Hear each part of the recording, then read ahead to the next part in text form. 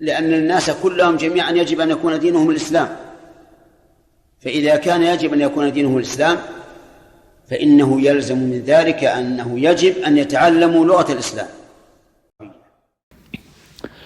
بسم الله الرحمن الرحيم. الحمد لله والصلاة والسلام على رسول الله وعلى آله وصحبه ومن اتبع هداه وما بعد. الدرس الرابع بزي ميدينسكي كورس 4 تومның 4 дәрісі. Мұғалім айтады: المدرس عما تتساءلون يا إخوانو. Бүгін біздер иншалла تفاعل деген формуланы өтетін боламыз. تتساءلون деген яғни сендер бауырларым не туралы сұрап жатырсыңдар бір-бірлерінен дейді. Тәсәәлі яғни бір-бірінен сұрау. Және бұл бірнеше мәрте сұрау болады. Хамид айтады: نتساءل عن الامتحان. Біз бір-бірімізден емтихан туралы сұрап жатырмыз. كيف يكون? Ол қалай болады? Бұл ұстазға сұрақ емес, бәлкім не қалай болады екен деп хабар бабында сұрап жатыр. أسهلة تكون الأسئلة أم صعبة? Сұрақтар жеңіл болады ма, әлде қиын болады ма? أن نستطيع أن ننجح بتقدير ممتاز. Біз жеңе аламыз ба, яғни емтиханнан өте аламыз ба?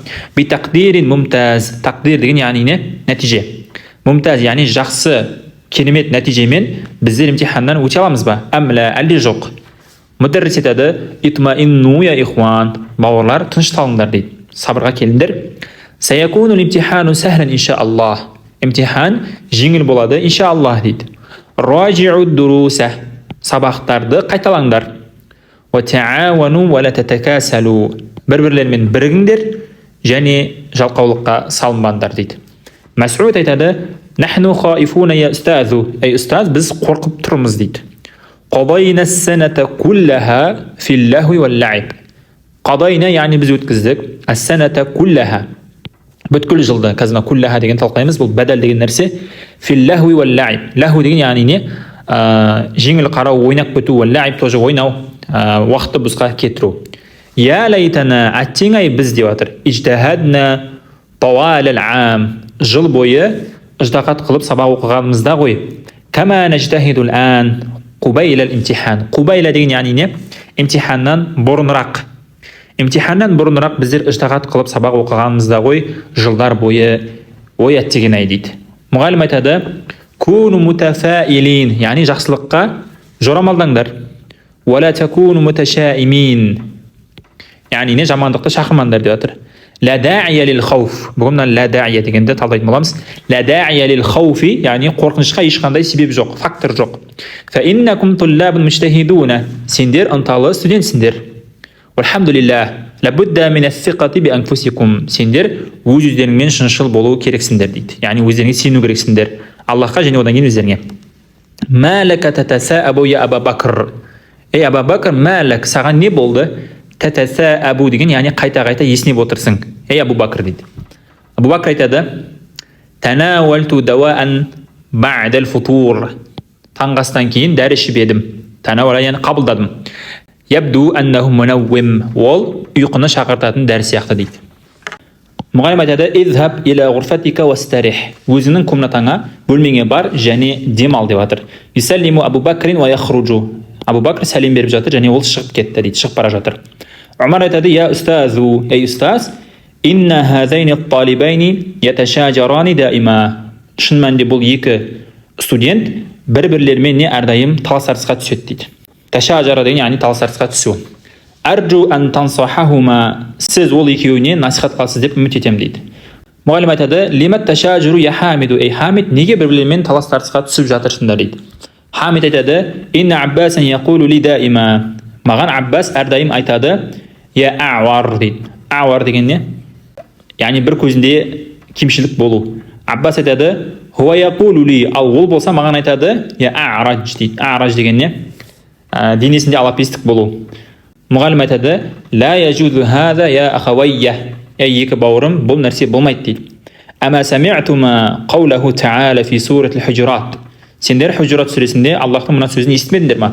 Вала танабазу бил алқаб. Яғни бір-бірлеріңе жаман атпен, лақаппен атамаңдар. Уат-танабуз, танабуз деген нәрсе деп жатыр. Хуа ан яд'уа бa'дуна бa'дан би лақабис-су. Яғни ол бір-бірлерімізді жаман лақап атпен шақыру деп жатыр. Ла яжузу лил муслимина ан ятанабазу.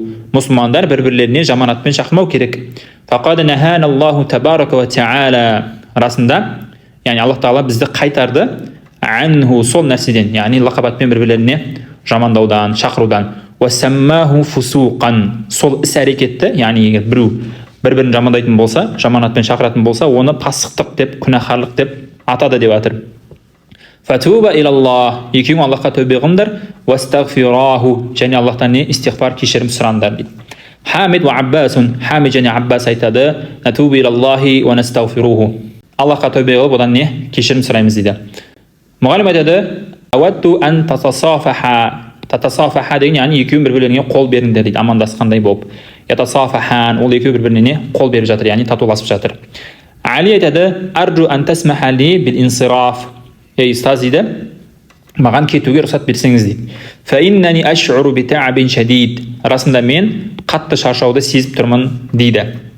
Мұғалім айтады: Ияка ан татамарада я Али. Тамарада деген яғни өтірік ауру. Өтірік ауырғандай болып өзін көрсету. Ей Али, сен өзіңді олай өтірік ауырғандай көрсетпе дейді. Али айтады: Аузу биллахи ан накуна минал казибин. Өтірікшілерден болудан Аллахқа не пана сұраймын дейді. Мұғалім айтады: Изхаб шафакаллах. Бара бер, Аллах саған шифа берсін дейді. Мас'уд айтады: Я устазу нушику ан натахаррадж. Біздер не оқуды бітіруге жақындап қалдық дейді. Нуриду ан натааллама тариқатал бахси фил анил калимати фил му'джамма. Расында біз қалаймыз дейді, сіз бізге үйретуіңізді тариқатал бахс анил калима. Яғни бір сөзді сөздіктен іздеудің жолдарын үйретсеңіз, соның методикасын үйретсеңіз дейді. Мұғалім айтады: Инна хазихи ла фикратун джийда. Расында бұл өте жақсы идея, ой деп жатыр. Саадау фил фасли му'джама. Сыныпқа мен сөздік қойып қоямын дейді. Ва саякуну фи мутанаули айдикум. Және ол сендерге қол жетімді жерде тұрады дейді, иншааллах дейді. Біздер текст аяқтадық бауырлар. Енді осы текстте келген қағидаларды кішігірім талдап шығайық. Ол үшін біз шархқа қайтамыз. Ад-дарс ар-рабиъ бауырлар, 4-ші сабақта бізде тафа'ала деген формула келді. Тафа'ала деген яғни екі адамның арасында болатын процесті айтады. Мысалға, тадарака, таамала, таауана. Мана бізде не? Тексте таауана деген етістік келді. Таауана яғни екі адамның немесе жалпы адамдардың бірігуі. Харфа аз-зияда. Бұл жерде қосылып тұрған екі әріп ат-та вал алиф. Мана бірінші та және алиф қосылып тұр. Масдаруху, бұның түбірі не болады? Тафаул болады. Бидамми ма қабла ахирихи. Соңындағы әріптің алды домма болумен дейді. Мысалға, тадарака, тадаракун, танауама, танаумун. Мен маанихи, енді бұның мағыналары не десе? Екі мағына бар, жалпы мағыналар көп, бірақ бізде келген екеу. Ал-мушарака, яғни екі адамның арасында болатын процесс, іс-әрекет. Мысалы, тасафахар раджулан. Екі кісі бір-біріне қол беріп амандасты. Тақаталал джунуд. Әскерлер бір-біріне күресті. Екінші мағынасы изхару ма лайса фил батин. Яғни өзінде жоқ нәрсені бар қылып көрсету. Мысалға, табака, жылағандай болып көріну. Табака тифл десе өтірік жылады. Таамар раджул десе өтірік көзі көрмейтіндей болып өзін көрсетті. Кейін бізде шархта келіп тұрған мәселелердің бірі хазфу харфил жарри қабла ал-мастар ал-муаввал. Мастар муаввалдың алдында харфул жарды өшіру. Мысалға, айтып жатыр: яджузу хазфу харфил жарри ал-вақиъи қабла ал-мастар ал-муаввал. Мастар муаввалдың алдында харфул жарды өшірсек болады дейді. Мысалға, амараналлаху ан нусаллия. Аллах Тағала бізді не? Намаз оқуға бұйырды. Ва тақдир, бұл жерде айтылып тұрған нәрсе би ан нусаллия, яғни намаз оқуымызға би ан деген жеріне би деген харф жарды өшіріп тастаса болады. Ан нусаллия деп. Келесі мысал, аузу биллахи ан накуна минал джахилин. Бұл жерде ва тақдир, яғни өшірілген харфул жар мин ан акуна, яғни мен болудан минал джахилин, адамдардан. Сол сияқты Құранда келген мысал бар. Шахидаллаху аннаху ла илаха иллаху. Аллахтың өзі куәлік берді, Аллахтан басқа құлшылыққа лайықты ешкім жоқ екеніне. Осы жерде ай би аннаху, осы жерде бине харф жар өшірілді. Кейін мана бізде тақырыпта келген мәселелердің бірі хазфул вау ал-мухаззари минху. Қайтарылған нәрседен вауды өшіру. Яджузу хазфул вау мин ал-мухаззари минху. Яғни қайтарылған нәрседен харф вауды өшірсек болады. Иза кана ал-мухаззару минху мастаран муаввала.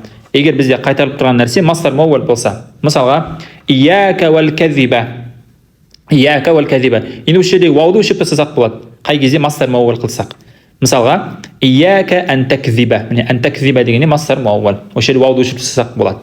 Иякум ван наума фил фасл. Сендер класста ұйықтамаңдар. Ияка деген яғни қайтару сөз. Иякум антанаму фил фасл. Мына жерде антанаму деген мастар мауаліне келсе, мына жерде вауды өшіріп тастасақ болады. Кейін бізде лайта деген нәрсе келді. Лайтаның мағынасы туфиду лайта ат-таманни. Бір нәрсені армандауды білдіреді. Ва хуа науан. Оның екі түрі бар. Біріншісі тамау. Біріншісі талабу ма ла тамаа фи. Яғни мағынасы ай ла юмкинул хусулу алейхи. Ол нәрсенің болуы мүмкін емес. Мүмкін емес болған нәрсені армандайсың. Мысалы Құранда келетін қиямет күнінде адамдар не дейді? Я лайтани кунту тураба. Ей әттеген-ай топырақ болып кетсем дейді. Наху қаулик. Мысалға лайтани таир. Әттең мен құс болсам. Яғни адамның құс болуы мүмкін ба? Мүмкін емес. Бірақ армандап қояды. Лайтани таир деген сияқты. Немесе лайта шабаба яуд. Әттең-ай жас кез қайтып келсе деген сияқты. Екіншісі ма фихи усрун. Ол жерде қиындық бар. Жетуі мүмкін, бірақ жетуі қиын. Ай юмкинул хусул алейхи валакиннаху сa'бул ан. Яғни оған жетуге болады, бірақ оған жетуіне қазіргі уақытта қиын. Мысалға, кедей адамның мындай сөзі лайтали малан кафира. Әттең-ай менің көптеген ақшам болса. Немесе лайтани алим. Әттең мен ғалым болсам дейді. Кейін бізде ла деген нәрсе келді. Ан-нафияти лил джинс. Яғни джинс дегеніміз бір түрді жоққа шығару. Мағнаха, яғни мағынасы танфил хукма ан кулли джинсин исмиха. Яғни есімдігі болған әрбір түрді қайтарасың, немесе жоққа шығарасың. Амалуха, бұның істеу жүйесі та'малу амала инна. Бұл инна сияқты жұмыс жасайды. Яғни бізде инна есімдікке кіреді, есімдік сөйлемге кіреді, және ол есімі мансуб болады дедік, хабары марфу болады дедік. Мысалға, мына жерде мен айтып жатыр, әй түсіндіріп жатыр не? Тансибул исм, есімді насып қылады, яғни мансуб қылады, хабарды марфу рафа қылады. Шарттары бұның біріншісі ан тахтафизу бит-тартиб. Міндетті түрде тәртіппен болу керек. Ал-асли лил-джумла. Сөйлемдегі оның асылы тәртіппен болу керек. Ал-исму ауалан, есім бірінші келу керек, вал хабару саниян. Хабар екінші келу керек. Бірінші шарты. Екінші шарты айякуна исмуха ва хабаруха накиратайн. Оның есімі және хабары накира болу керек. Алиф лам мим болмайды. Үшінші шарты алла тaqdarina би харфи жар. Харф жарменне байланысуына болмайды. Есімдіктерінің түрлері біріншісі мудофпен келеді. Ва хуа мансубун. Мысалға ла талиба илмин макрухин. Яғни жек көрілетін білім талап етуші жоқ деп жатыр. Екіншісі аш-шабиху бил мудоф. Мудофқа ұқсаған нәрсе. Ва хуа мансубун наху қол ла талиба. Мысалға ла талиба илми. Екіншісі ла талиба илми макрухун. Яғни жек көрілген білім талап етуші жоқ. Бұл жеріне мудофқа ұқсаған суретте келіп тұр. Үшінші түрі муфрат жағдайында келеді. Есімдігі мысалға ва мауду'у дирасатина. Бұл біздің өтіп жатқан нәрсеміз. Вал мурадул муфрат ма лайса мудафан. Бұл жерде муфраттың мағынасы не? Мудаф емес ешқандай, және мудафқа ұқсағанда нәрсе емес. Хукмул муфрат. Муфраттың үкімі al-binau ala ma yunsabu bihi. Яғни ол қандай әріп келеді? Мысалға фатха келсе фатхаға қатып қалған болады, касра келсе қатып қалған болады, я келсе яға қатып қалған болады. Яғни мысалы қараймыз, міне мысалмен түсінікті болады. Юбна исму лал муфради ала ма юнсабу бих. Яғни не нәрсеге ол қатып қалған болса, соған насып бола береді деп жатыр. Ай юнзару иля аламати насбихи qabla духул лан нафия. Яғни лан нафия кірместен бұрынғы оның жағдайына қаралады. Мысалға фа ин канат al-фатхату фа аламату бинайhi al-фатха. Фатхаға қатып тұрған болса, ол не? Фатха болады. Касраға қатып тұрған болса, касраға қатып қалған болады. Соған ұқсаған. Мысалға фатхаға қатып қалған түрде ла талиба фил фасли. Сыныпта студент жоқ. Менде касрамен келеді, қатып қалған касра болады. Ла муслиматин мутабарриджат. Мұсылман әйелдер әурет жерін ашып жүрмейді. Ла муслимина казибун. Өтірікші мұсылмандар жоқ. Немесе міне Құранда келгенде заликал китабу ла райба. Не райба? Мына есімдігі муфрат жағдайында келіп тұр. Немесе ла икраха фид-дин. Бұның еурабы, яғни грамматикалық талдау қалай болады десе, ла икраха фид-динді қарап көрейік. Ла бұл не болады? Харфу линафил джинс, яғни бір түрді жоққа шығару. Мабни аля сукун, сукунге қатып қалған. Ла махаля лаху мин ал-и'раб.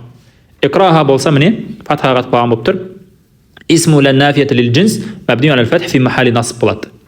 Фид-дин болса не болады? Ал-жар вал мажрур фи махали рафин хабар ла нафията лил джинс. Мына жерде мана харф жар болмайтын еді ғой деп түсінбей қалмаңыздар. Мына жерде тек бұл хабар. Мына жерде главный бізде есімдігі харф жармен келмеу керек. Немесе міне ла муслимати сафират болса, мына жерде муслимати не болады? Исму ла нафията лил джинс мабни аля ал-касра фи махали насб болады. Сафират болса хабары болады, марфу болады. Кейін бізде бауырлар келген нәрсе әл-бәдәл, мана қадайна тауал әл-ам күлләха деген келді оған.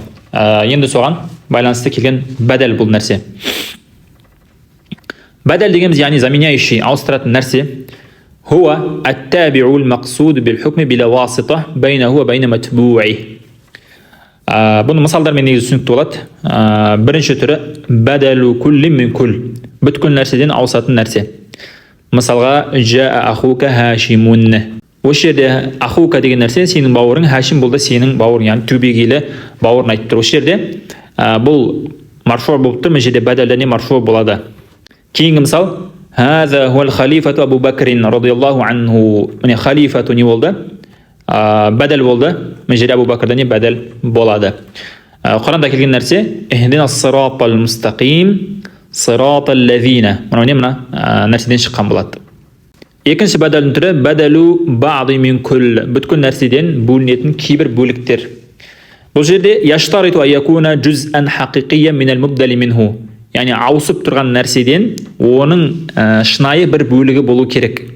ويشتمل على ضمير يعود إلى المبدل منه. және ол ауысып тұрған нәрсесіне қайтатын ضمирі болу керек.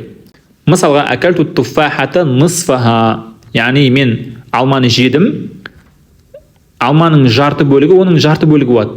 Осы жерде нисфаха мына жерде алха туфаха қайтады. Міндетті түрде ضمирі болу керек.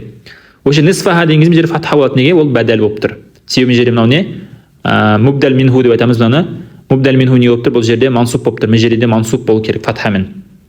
Немесе келесі мысал алажат табибул марида анфаху. Яғни дәрігер емдеді деп жатыр. Науқасты анфаху оның мұрны. Мұрын ол адамның не? Науқастың бір бөлігі. Денесінің бір бөлігі. Осы жерде анфаху не болады? Фатхамен болады. Және мына жерде міндетті түрде дамир болу керек. Мубдал минхуға қайтатын. Үшінші бәдәлдің түрі бәдәлул иштимал.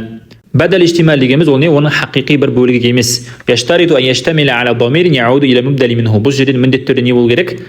Мубдал минхуге ауыстырылып тұрған нәрсеге қайтатын бөлігі болу керек. Лайса джуз'ан хақиқиян. Жаңа айтқанда ол шынайы бір бөлігі емес. Мысалға а'жаманил хатибу илмуху. Мені таңғалдырды, маған ұнады деп жатыр. Хатиб, яғни құтбашының білімі. Осы жерде әл-хатиб не? Бұл жерде фа'ил. Илмуху не болады? Бәдәл болады. Бұл жерде не? Даммамен болады және оның не? Дамирі болып тұр қайтатын. Немесе интафa'ту бил Qur'ани хадихи. Құранның тура жолға салуымен пайдаландым деп жатыр. Осы жерде хадихи не болады? Касрамен болады. Неге? Мына жерде бил Qur'ани касралы болып тұр. Мына жерде дамирі бар және қайтатын. Төртінші түрі бәдәлул мубаин ва хуа ал-бәдәлул ғалат. Яғни бұл не? Қателесіп қалған кездегі болатын бәдәл. Ау нисян, немесе ұмытып қалатын кезде. Яқау кәсирун фил калам мантуқ. Яғни бұл әшейін айтылатын сөздерде болады. Мысалға асиматул мамлакати Джидда ар-Рияд. Яғни мына жерде мемлекеттің астанасы Джидда деп қалды, кейін қателесіп қалған түсінде де ар-Рияду деді. Осы жерде не? Мынау бәдәлул мубаин немесе бәдәлул ғалат болады. Қателесу. Немесе саллайту фил масжид набауи аз-зухра. Масжид набауиде зухрды оқыдым деді. Кейін ұмытып кетті, зухр емес, аср болып шықты, иә. Сөйтіп әл-аср деп түзеп жіберді. Кейін бауырлар бұл жерде біз мана харакаттарды ереттедік. Енді бұл жерде мән беретін нәрсе ла юштарату фил бадали ан ятбa'al мубдал минху фит танкир ва ta'rif. Бұл жерде алифлам болса алифлам, немесе накира болса накира болу шарт емес. Мысалға Құранда келеді ла насфa'an bin насия. Насияти мынау не? Бәдәл болады. Осы жерде мына жерде алифламен келіп тұр, мына жерде алифламен емес. Яғни не? Ма'рифа болса ма'рифа, накира болса накира болуы шарт емес. Кейін ары қарай келетін нәрселер бұлар аса қатты маңызды емес, бұлар ұзақ болып кетеді. Кейін грамматикалық талдауына келетін болсақ, міне, мысалға бірінші бәдәлдің түрі жа ахука Мухаммадун. Сенің бауырың Мухаммад келді. Осы жерде жа деген фи'ил болады. Фи'ил мади мабни алал фатх болады. Ахука болса фа'ил болады. Марфу ва аламату рафи ал-вау. Вау болады оның рафының белгісі. Ва хуа мудаф және мудаф болады. Кафл хитаб не болады? Бұл мудаф илейхи болады. Фи махалли жар мудаф илейхи болады. Мухаммадун болса, осы жерде бәдәлун күлли мин күл марфу ва аламату рафи ад-даммату az-захира. Неге марфу болды? Себебі бұл не? Ахуға қайтады. Интафa'ту бил Qur'ани хадихи деген, иә? Мына жерде фи'ил фа'ил, бил Qur'ан ал-жар вал мажрур. Мына жерде келіп тұр. Хадихи не болады? Хадихи бұл бәдәлул иштимал мажрур болады. Неге? Себебі мына жерде ол Құранға қайтады. Құран не болып тұр? Бұл жерде мажрур болып тұр. Харфул жар себепті.